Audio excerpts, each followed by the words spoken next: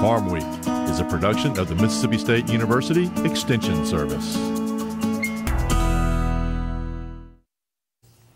Today on Farm Week, some Mississippi water wells get inspected with a TV camera. Arbor Day is next week, and we'll demonstrate how to plant trees so they will thrive. In Southern Gardening, grow some microgreens to avoid cabin fever. In the markets, recent cutbacks by the poultry industry result in less chicken in storage, while the corn trade is forecast to have a mildly bearish year ahead. In the feature segment, visit the going out of business sale of a farm equipment dealer which had items dating back to the 1800s. You could even get oil for your Model T. Many of these parts are not only collector value, but they're still utility value. So we have Amish here from throughout the country that have come here because it's such a wonderful offering of parts and implements that they still use as a utility piece, but you can't find them new anymore.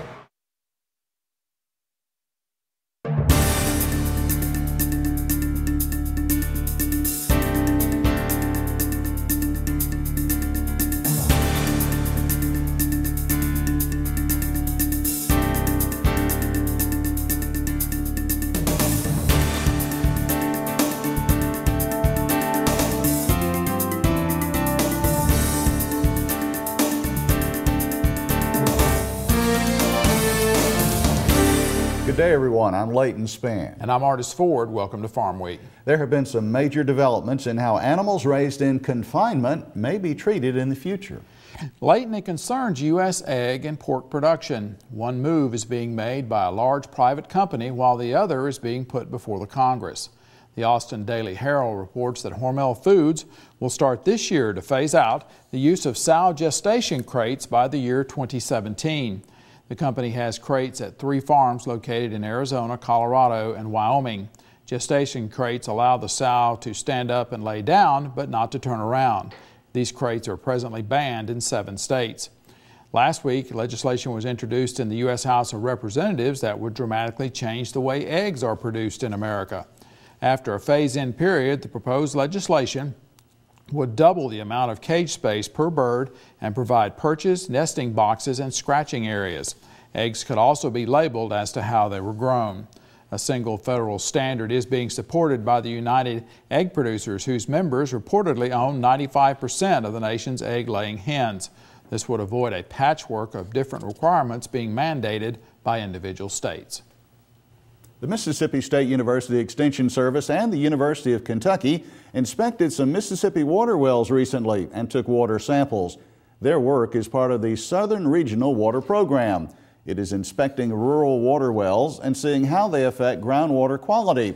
The goal is to better educate well owners, well drillers, and health departments about what kinds of water wells perform the best. Farm Week's Amy Taylor reports. Private water well owners can learn more about what comes out of the faucet because of a project that goes beneath the surface. A camera is lowered into the well that records information about well depth, water depth, and any objects inside. Amy Schmidt, Mississippi State University Extension Service Assistant Professor in Agricultural and Biological Engineering, says a variety of contaminants can affect your health. What can make you sick from your well are things that you don't see in your water. So your water will look clear and clean, but you could have, nitrates, you could have bacteria in the water, and that would come from, an animal or something that got in there and would contaminate it. There might be debris or material down in the well that could cause, biological and microbial issues, bacterial problems. There could be problems with the well casing that would allow shallow surface water, shallow groundwater to get into the well that hasn't, percolated through the soil and been cleaned like deep groundwater would be. Schmidt says Mississippi is one of 13 states involved in the Drinking Water and Rural-Urban Interface Project. Glenn Beck, hydrogeologist for the University of Kentucky Geological Survey Department, explains the long-term goal for the project. The goal is to create educational material for well owners, extension personnel, and even well drillers that can be used to educate people who deal with wells on a daily basis.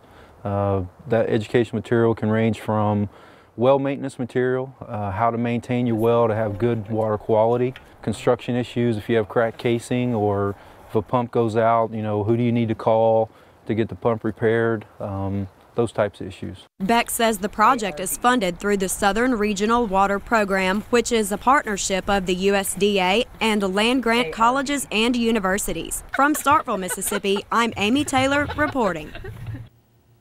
Just as the climate varies across America, the day that Arbor Day occurs varies according to your location.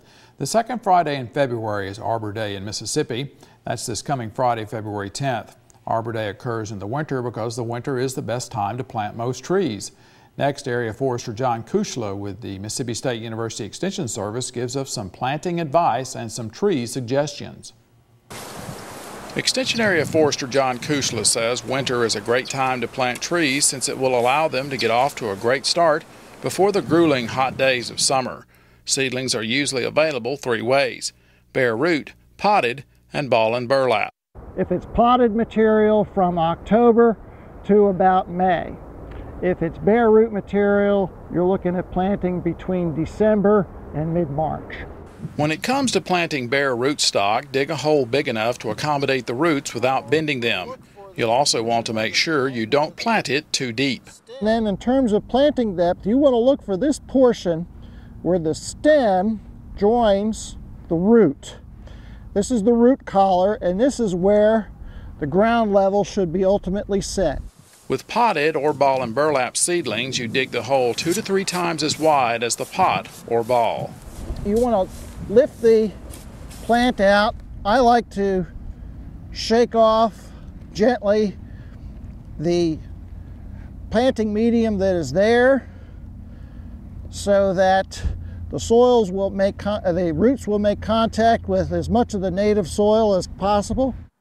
After backfilling with the soil you dug up, water the loose soil so it will come in contact with the roots. Add more soil until it matches the original ground level the seedling grew in. Top it off with some mulch. You want to cover the plant with about 2 to 4 inches of mulch, pine straw, cypress bark are very good. I avoid using wood chips because they attract wood-boring insects. Kushla says what you choose to plant may be more important than how you plant it. Soil conditions, we want to consider what the chemistry is, the soil pH, the acidity or alkalinity of the soil. We want to understand what kind of texture it is, whether it's very sandy or if it has a lot of clay. And we also want to know how well water drains through that soil, whether it stays wet or whether it dries out. For example, the lace bark elm tolerates a wide range of soil pH, meaning it can be planted in the more alkaline prairie soils of northeast Mississippi and the state's more acidic red clay soils. It can grow to 50 to 60 feet tall. The Shumard Oak also tolerates a wide range of soil pH and soil conditions. It can grow up to 70 feet tall. In wetter sites, the river birch or bald cypress are a good choice. This live oak, on the other hand, performs best in South Mississippi, but it will tolerate more alkaline soils. Live oak crowns are very wide, bringing up the point that you must plant it where the tree will have enough room when it matures. If you have an obstruction overhead like a power line, even your small trees you want to avoid planting. You want to stick with shrub material in that situation.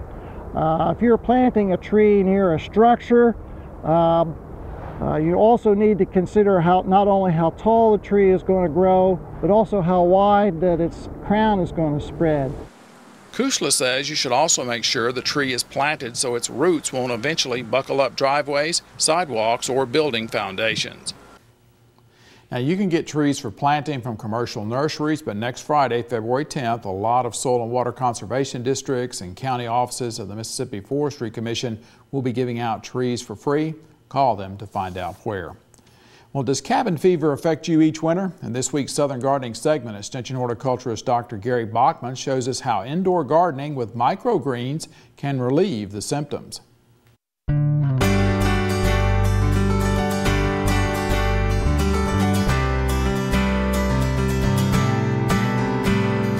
If you've been bored restless, or even irritable because you can't get into your garden this winter? Well, my friend, you have cabin fever. Cabin fever is also called seasonal affective disorder because of the short and cloudy days of winter and can impact many gardeners during the winter months. And for the active gardener, it only gets worse when all those catalogs start arriving. But there is a simple cure until spring arrives. You need to grow an indoor microgreen salad garden. Microgreens are colorful, nutritious, and a delicious way to brighten any winter mood. Arugula, Asian greens bok choy or kinko, or spicy mesclun mix are good, easy-to-grow choices. And look how beautiful these red beets are. Growing microgreens is easy and only requires a small space on a windowsill or under a light. Any size container will do. Bedding plant trays or repurposed plastic clamshells are good growing containers. Sprinkle seeds of your favorite greens on the surface of moistened growing mix. Gently tamp and cover. After a few days, the seeds will be germinating. After 7 days, the greens will be ready to start harvesting. Sowing seeds weekly can ensure a steady supply of microgreens, keeping you cabin fever free. Microgreens are sometimes called vegetable confetti and can be used as a decorative addition to dinner, or when blended together, they can be a colorful salad. So if you're exhibiting any of the symptoms of cabin fever, try growing some of these fresh microgreens indoors.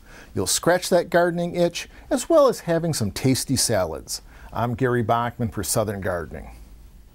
That looks pretty good. Yeah, it makes me hungry. Gary says try growing giant red mustard and radishes for microgreens with a spicy flavor. In the feature segment, a farm supply and implement dealer in Iowa sold out last fall. People came from across the nation to scoop up some of the antiques for sale from the 137-year-old business. Time now for the markets with Layton. A meat packing facility in northeast Mississippi is closing, you say. That's right, Artis. Over 150 people will be out of work in less than 2 months. Also ahead this week, U.S. chicken stocks are way down. Cattle prices may increase, while the corn sector is described as pacing itself as February begins. The latest cold storage report gives testimony to action taken by the chicken industry last year. Supplies of poultry are way down in the United States. Extension Ag economist John Michael Riley discussed this information on Wednesday, as well as his outlook for chicken as 2012 progresses. John Michael, last year's production cuts by the poultry companies are being reflected now in a new cold storage report? That's correct. Last week we got a cold storage report out that said poultry supplies were down 16% from where they were at the year previous. That's a pretty deep cut for an industry that does maintain a pretty steady supply. The industry was experiencing a lot of negative news throughout the year in terms of just high feed prices, lackluster economy, low output prices. All of that culminated to a less than desirable year for the industry. And we really started to see this take place probably about the turn of the middle of the year. From May till October, egg sets and chicks placed in houses was down about 11%. And so this whole overall aspect was really causing the industry to pull back. We heard a lot of news of poultry industries or poultry companies going bankrupt. So overall, 2011 is probably a year that the industry participants would probably prefer to forget. Because basically when it costs more to produce chicken and sales are weaker or down, you can do nothing but cut production if you that's what they were. Stay in business. The market forced their hand there, and they had to pull back. And the good news is that well, two things. You know, poultry is the go-to protein in a down economy because it's a low-cost protein, and also it is an industry that can turn around pretty quick. It's a short production time. So they saw the handwriting on the wall, and they did react and started pulling back on production. And the result of that is, if you look at the last 2 or 3 months of 2011, output prices did pick up just a notch up about 4% from month over month. And you did say that reports now indicate sets are picking back up. So apparently we've kind of seen the worst of this. The bottom has has been reached and we're coming back out of it. Well, you hate to say you've seen the worst of it, but based on what we're seeing, the bottom has been reached for the present time, and egg sets and egg chicks placed are coming back up. And briefly, feed grain prices. What's the outlook that the industry is going to deal with there? It's still looking like those are going to be pretty strong. Prices are going to be up pretty high compared to normal levels. Growth in exports is one reason there's a lot of optimism in the beef sector at this moment. At the Cattle Industry Convention in Nashville this week, it was standing room only for one session for producers on the issue of profiting during volatile times. Analyst Tom Fitzenmeyer shared his thoughts recently on whether the current price picture is sustainable. He was on Market to Market. I think if we were just left to the domestic beef market, we wouldn't be able to achieve these kind of prices. But the exports have allowed that to happen. We've gotten the domestic prices up to the point, or right up to that point where every time we've hit it in the past, it's been a problem because retailers can't move the beef, and we're gonna face that again soon over the next month or two and really see if they can do it. The packers have really bid up for cattle in spite of the fact that they're in the red this week, more trying to preserve their market share as much as anything. So we'll have to see if that propels us. You know, the way the charts are setting up, you could see another $5 to $6 put on this cattle market here, chart-wise. As Farm Week continues, let's look at a trivia question about the cattle market. Here it is. What country is the second largest importer of U.S. beef? Could it be South Korea, Mexico, Australia, or Canada? I'll tell you in a couple more minutes. We're going to pause for a short break on Farm Week. Coming up, we'll look at the calendar in the second part of the markets. Leighton Spann reports Sara Lee is set to close another Mississippi plant. Corn prices are also set to take a bearish tone. In the feature segment today, you'll go to Iowa, where a 137-year-old farm supply dealer sells out, and you will be surprised at what was sold.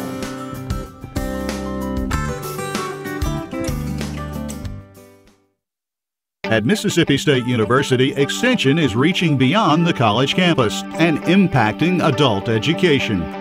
We're instructing agricultural professionals on the latest trends in research and technology, inspiring communities, empowering small businesses, and promoting the growth of healthy families where youth and adults can reach their fullest potential. The MSU Extension Service, sharing our vision for the future. Before we get back to the markets, let's look at the Farm Week calendar. Electronic benefit transfer is the method used to deliver the SNAP program, formerly known as food stamps. Mississippi fruit and vegetable growers interested in being able to accept EBT are invited to a workshop on Thursday, February 9th. It will be held in the Forestry Building at the Mississippi Agriculture and Forestry Museum in Jackson. There is some paperwork you need to bring. We'll have a link to the information on the Farm Week calendar. Mississippi State University's North Mississippi Research and Extension Center will host its annual Producer Advisory Council meeting Thursday, February 16th. The location is the Magnolia Conference Center, which is adjacent to the Lee County Agri Center at Verona. It runs from 9 a.m. to 2 p.m. Lunch is included. 15 breakout sessions on various commodities will be held, including fruits and nuts. This is your chance to have input on the center's research. Go to our Farm Week website at farmweek.msucares.com for information on these and other events. Now check out this week's Farm Week Snapshot.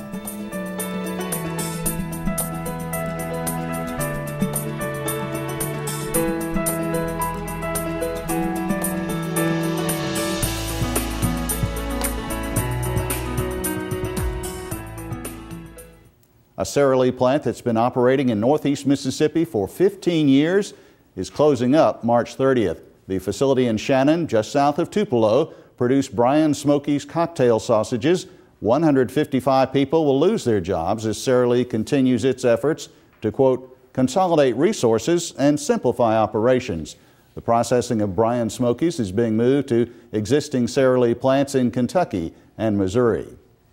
Well, according to the USDA's latest U.S. export sales report, corn exports were down 29% from the previous week and 11% off the 4-week average. Analyst Sue Martin recently discussed how she thinks the corn market is shaping up for this year. We're in a year, I look at the year of 2012 as a year that's mildly bearish, let's put it that way. Some people may be more rampantly bearish, but I think we've got a year where we are in a negative trend, but we're not ready for that dump and dive type thing. I think that we have a market that's pacing itself. You've had the highest basis level for a month of January in 10 years. I think that farmers are probably holding at least 50% of the crop in their bins. They're not interested in selling anything now until summer. They want to see what the weather's like. Just ahead of the feature story, here's our trivia quiz answer for this week. D is the correct choice. Canada is the second largest importer of U.S. beef. In today's feature story segment, I had planned to bring you a new story looking back at 2011 in Mississippi agriculture. Due to some computer problems, that won't happen today, but it will be here in 2 weeks. So instead, we offer this story from Iowa about a farm supply and implement dealer that sold out last fall after 137 years in business. The auction attracted people from many states because the inventory included items considered antiques today. Market to Market's Laurel Bauer-Bergmeyer reports. Ladies and gentlemen, let's get this show underway. Virtually an entire Iowa town went on the auction block. Touted as one of the biggest antique auctions in the world, the sale included 7 acres of land and 16 buildings containing tens of thousands of items. The tiny town of Scotch Grove was bustling when treasure seekers and reminiscing locals descended upon it for an enormous auction. Items up for bid were from the Balsters Implement and Parts Company. For 137 years, the Balster family had a variety of enterprises in Scotch Grove, including a gas station, lumber yard, implement dealership, and grocery store. Locals used to say, if you can't find it, go to Balsters. 95-year-old Vernon Helgens lives on a farm near Scotch Grove. He worked for the Balsters in the 1930s. The Balster family was ahead of their time. Well, you'd go over there and they had hot running water. They had hot water radiators to heat their house. But they were ahead of their time. They were people of knowledge, people of ambition, people that wanted to make things work, you know. We certainly felt like we had a role to play as far as the business that we were in. You know, with farm implements, hard to find parts as it came later to be. But we just tried to service the community and the public and had a longer reach because we actually sold every state in the United States. We had anything that basically a person would need for farm and home. David Balster and his sister Susan Zazas represent the 5th generation of Balsters. Their great-great-grandfather, Aaron Balster Sr., came to America from Germany with his parents in the mid-1850s, and he set up a blacksmith shop near Scotch Grove in 1874. His son, John, or J.C. Balster, opened more businesses in the area in 1912, but he died in a car accident shortly after, leaving his son, Aaron Balster Jr., to take over at the age of 19.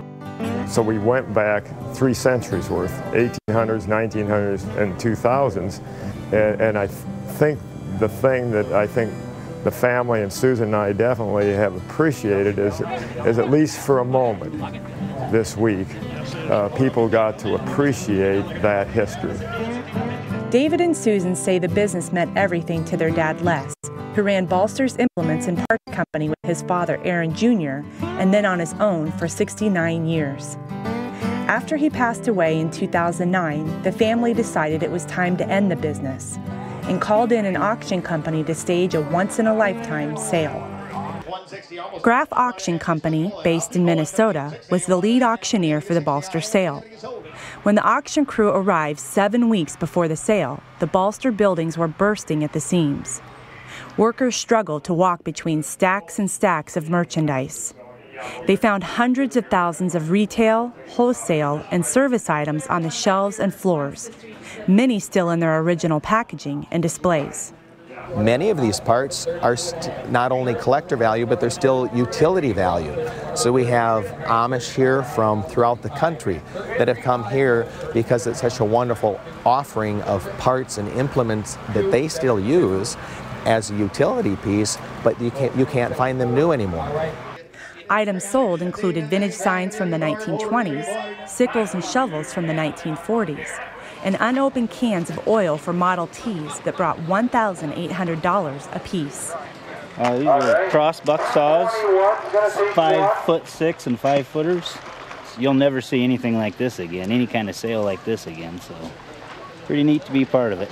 I got these wooden bearings for old, like the hole behind horse disc.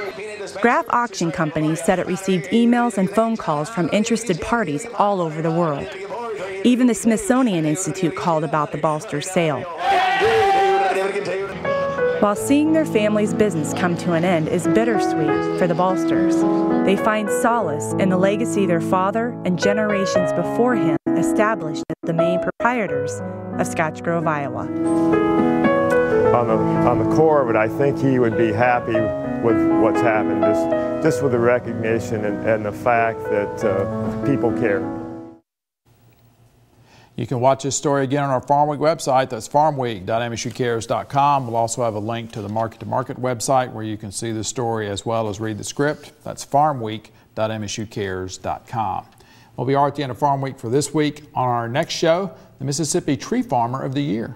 The 4-H Youth Development Program helped Charles Dismukes of North Mississippi decide on a career early in life. Dismuke's Tree Farm project prompted him to go to college to become a forester and eventually start his own timber buying business. In Southern Gardening, bumblebees. Find out how to attract these aerial acrobats to your landscape. For the rest of Farm Week crew, I'm Artis Ford. And I'm Leighton Spann. Thanks for watching. We'll see you next week.